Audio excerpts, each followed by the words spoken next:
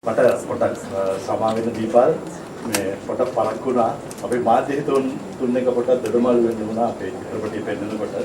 දැන් මම චිත්‍රපටිය ගැන චූට්ටක් කියන්න.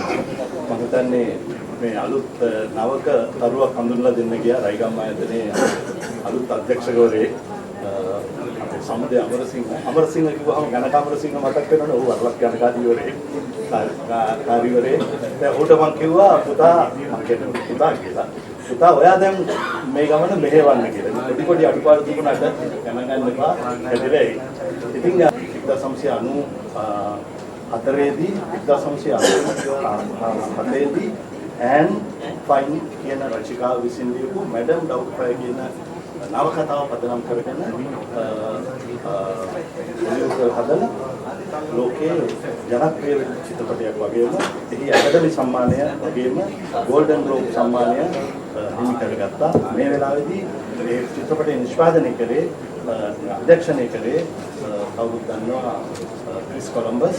ඒ වගේම රොබින් විලියම්ස් තමයි මේ විවිධ චරිතයට මොනාරි අපේ ඔහු අපාතරින් ගියා.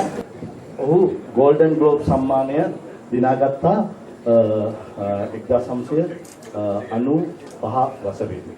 ඉතින් මේ ඔක්කොම තියෙද්දි මට මේක හදන්න ඕනේ කියලා හිතුණා. ඊට පස්සේ මම මේකත් එක්ක ලෝකේ රටවල් කීපයකම මේ මිසස් ඩවුට්ෆයර් කියන කතාව පදනම් කරගෙන චිත්‍රපටය හැදුනා. ඉතින් මගේ නිවිගෙන තමයි ඔය වයස පෙවුනට එච්චර වයස නැහැ.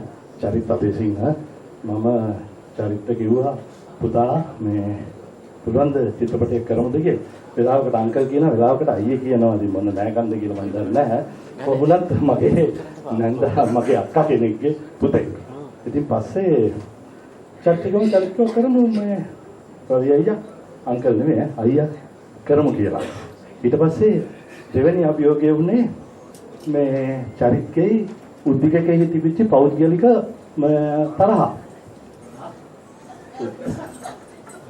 උද්දිකකේ මේක දැන් තමයි කියන්නේ මම මේ පෞද්ගලිකව මේ දෙන්න අතර තිබිච්ච තරහ මට කිව්වා මේකේ ගෑනුක හිතා.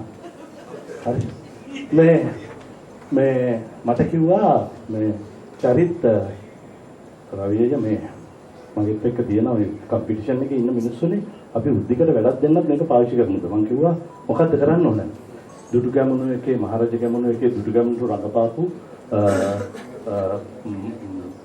මොකද්ද ආලෝක උදපාදී එකේ වලගම්බා රජුන්ට රඟපාපු ඒ වගේම සමනල සම්දෙනිය ආදී වශයෙන් චිත්‍රපටි වල රඟපාපු උද්දිකයව ගෑණියෙකුට අන්දමුද කියලා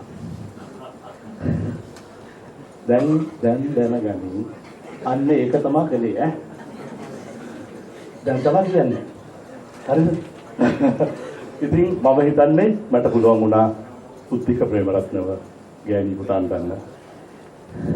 ඇත්තටම මේ මට වඩා හොඳට රඟපාන්න පුළුවන් මේ රයිගම් අධිපතිතුමානේ රවිදීනගේ අපේ හිතවත් මිත්‍රයා. ඉතින් ආදරයට තමයි මේ එහෙම කතා කරන්න කියලා අපිට හැංගෙන්නේ. මම දැන් මෙතනින් එනකොටම මේ අද ඉඳන් වද උඹට හොඳ වැඩක් කරන්නම කියලා මට කිව්වා. මම ඒක කල්පනා කරා මොකක්ද දැන් කරන්න දෙන්නේ කියලා. හැබැයි ඒක හොඳට කරා. ඒක හොඳටම කරා අත්පොළ සන්නාදයක් දෙන්න ඕනේ. එතුමත් මේ එනකොට සෑහෙන හොඳට රංගනේ ප්‍රගුණ කරලා තියෙනවා. කොච්චර රැවටෙනවද කියනවා නම් ආයතනයේ ප්‍රධානියත් රැවටිලා තියෙන්නේ රාවන් බ්ලැක් හෙයා වලට. තාම මමත් තරුණයි පුතා කියන්නද මල්ලි කියන්නද කියන්න බෑ කියලා කිව්වා.